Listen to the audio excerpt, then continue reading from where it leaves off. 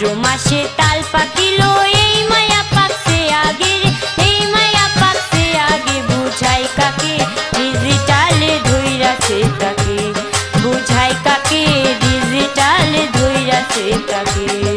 ভাদ্র মাসে তাল পাকিল এই মায়া পাকছে আগে রে, এই মায়া পাকছে আগে বুঝাই কাকে ডিজিটালে ধইরাছে তাকে, বুঝাই কাকে ডিজিটালে ধইরাছে তাকে।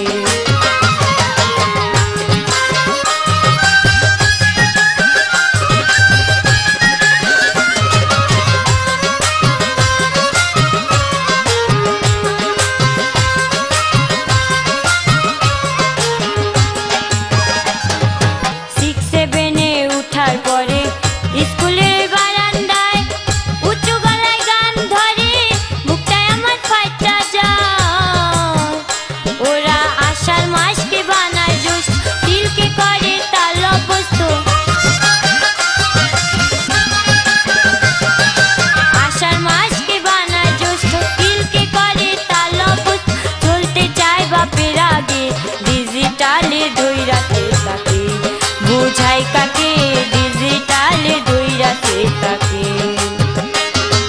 ভাদ্র মাসে তাল পাকিলো এই মায়া পাকছে আগে রে, এই মায়া পাকছে আগে বুঝাই কাকে ডিজিটালে ধইরাছে তাকে, বুঝাই কাকে ডিজিটালে ধইরাছে তাকে।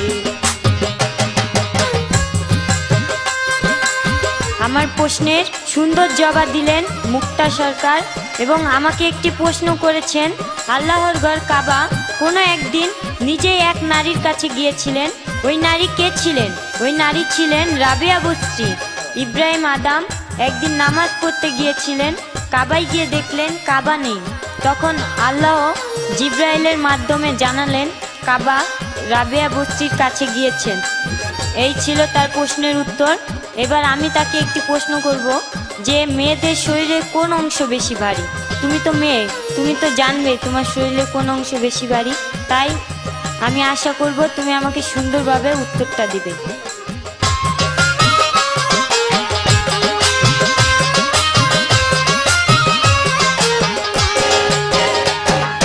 শিক্ষক এসে যখন তাকে ক্লাসের পড়া বুঝায়, তখন ছাত্রের মনের মাঝে প্রেম সাগরের ঢেউ খেলা, মনের মাঝে কি কষ্ট কেমনে ওরা হলো নষ্ট, মনের মাঝে কি কষ্ট কেমনে ওরা হলো নষ্ট, অকালে গেছে পেকে ডিজিটালে ধইরাছে তাকে, বুঝাই কাকে ডিজিটালে ধইরাছে তাকে। ভাদ্র মাসে তাল পাকিলো এই মায়া পাকছে আগে রে, এই মায়া পাকছে আগে বুঝাই কাকে ডিজিটালে ধইরাছে তাকে, বুঝাই কাকে ডিজিটালে ধইরাছে তাকে।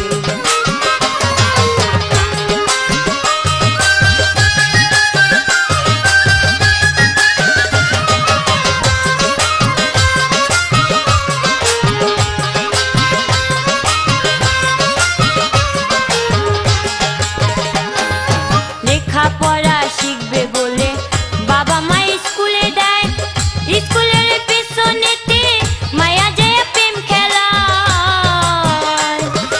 অল্পের জন্য হলো নষ্ট কিছুদিন পর স্মৃতিভুষ্ট, অল্পের জন্য হলো নষ্ট কিছুদিন পর স্মৃতিভুষ্ট, চাচাকে ভাইয়া ডাকে ডিজিটালে ধইরাছে তাকে, বুঝাই কাকে ডিজিটালে ধইরাছে তাকে। ভাদ্র মাসে তাল পাকিলো এই মায়া পাকছে আগে রে, এই মায়া পাকছে আগে বুঝাই কাকে ডিজিটালে ধইরাছে তাকে, বুঝাই কাকে ডিজিটালে ধইরাছে তাকে।